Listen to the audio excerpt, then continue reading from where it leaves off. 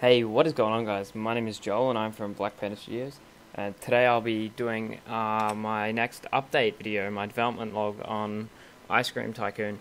Now, I have done a lot since the last update. My game's actually on Game Jolt at the moment, so you can download it and have a look. Still really a tech demo, but I've finally finished like the main building blocks for the game, like the foundation. So basically what's behind this is the sort of end game scenario concept. In the end, you're gonna own a cafe and just earn a ridiculous amount of money. So yeah, that's the plan. Yeah, basically how I'm doing this as well is setting. Oh, that's weird as. Hold on. Okay. Basically, I sketched this in and scanned it into my computer, and I set it to multiply, so I go to the layer beneath, I can paint underneath, and that takes in consideration shading, so it gives the lines sort of purpley tint. Can't really see it as much, but yeah, that's how I'm going to be colouring it in. Now, onto the update. First off, I'm going to start with running the game to show you. So, normal splash screen. There we go. It comes to the loading assets screen, which does nothing. Skip to the menu. Now, this in itself has changed. You've got new game and load game. So we'll click new game.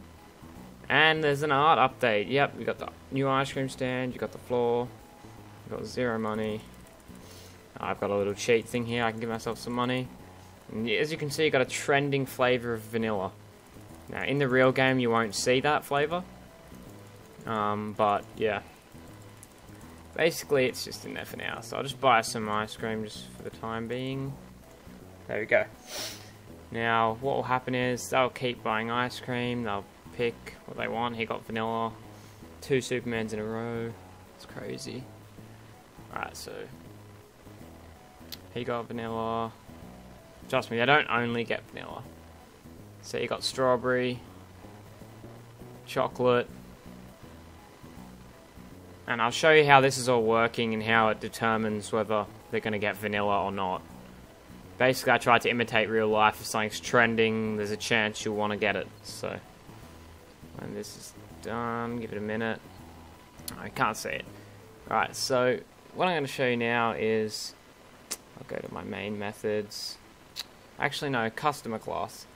So, I've done a lot of cleaning up of code in play screen. So basically, this determines whether or not they are going to change their preference.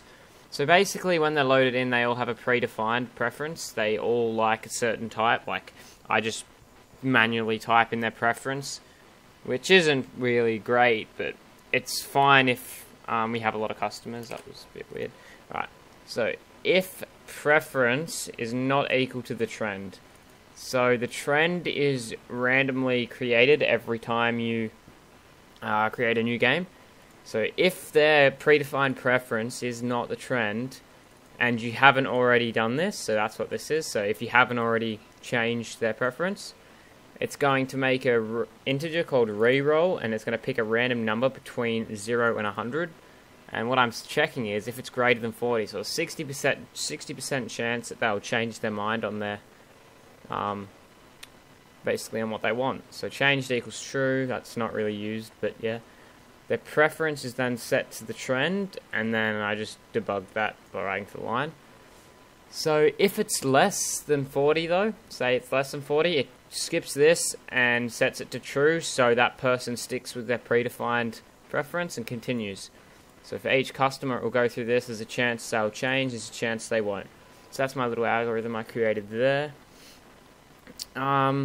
Basically, for now, I made a save data function which saves.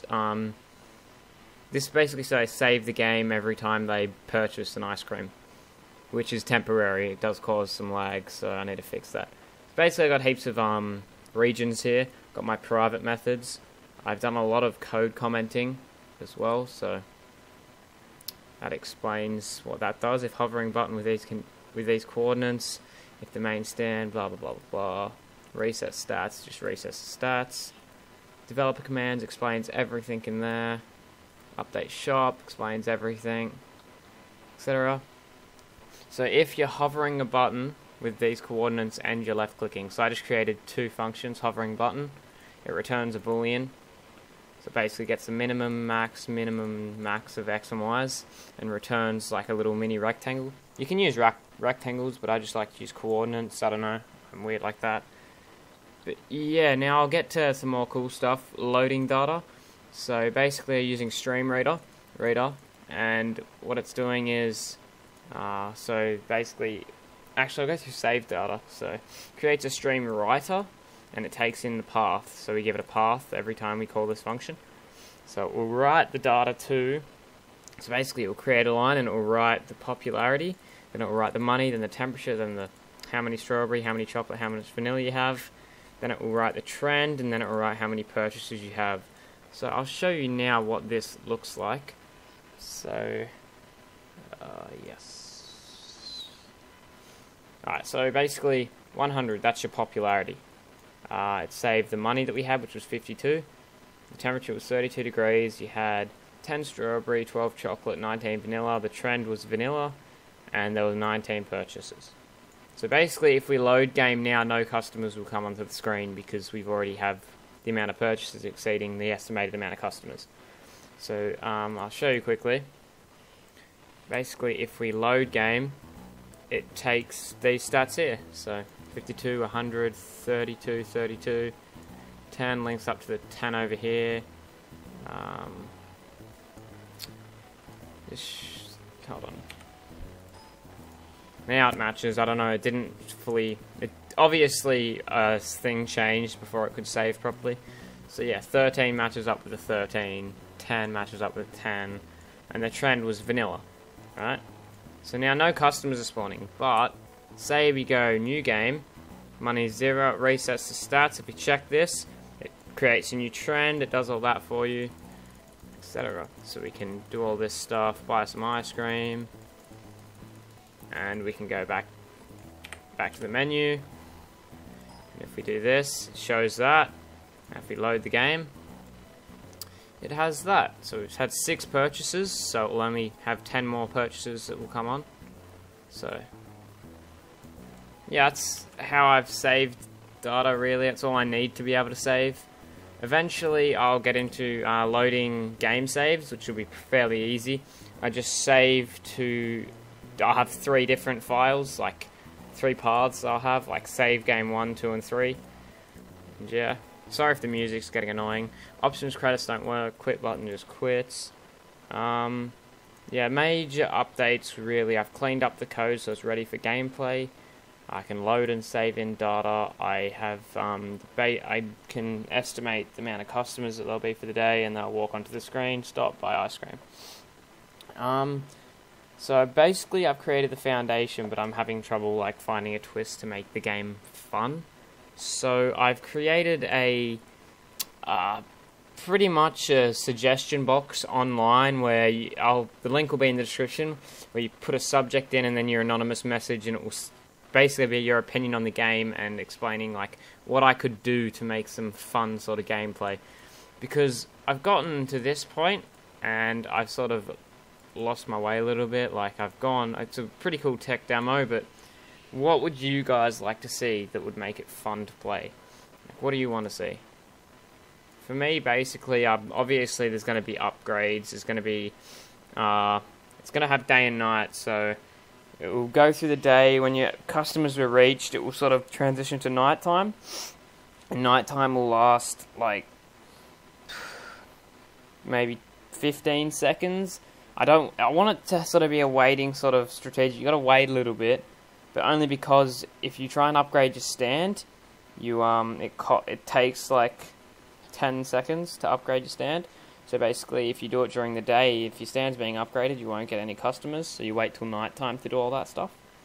Your ice cream will be able to melt and stuff, and you'll have the upgrades like cooler upgrade, cash register upgrade. Basically, you'll start off with a minimum amount of money you can actually hold, because you have nowhere to hold it. So you'll go from like just a wallet that you have to begin with, to like a safe, to a proper cash register and a safe, maybe a little FPOS machine for online money, but it will all just add to that same money variable. And yeah, so basically I need to get upgrading the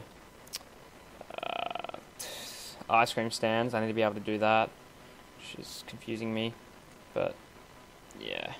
And yes, the Scribblenauts characters are temporary. I'll be creating new ones. Yeah, so Game Jolt link will be in the description. My suggestion box link, please comment on something you want to see in the game that would make you really want to play it. Like, imagine you were me and you could do anything you wanted to the game to make it fun. Just let me know what that would be, because I'd appreciate it. So I've got this. I can save and load data on a very simple scale. But yeah, so thanks for watching. Hope you enjoyed the video and enjoyed the update, and hope you are interested in the game. And yeah, thanks.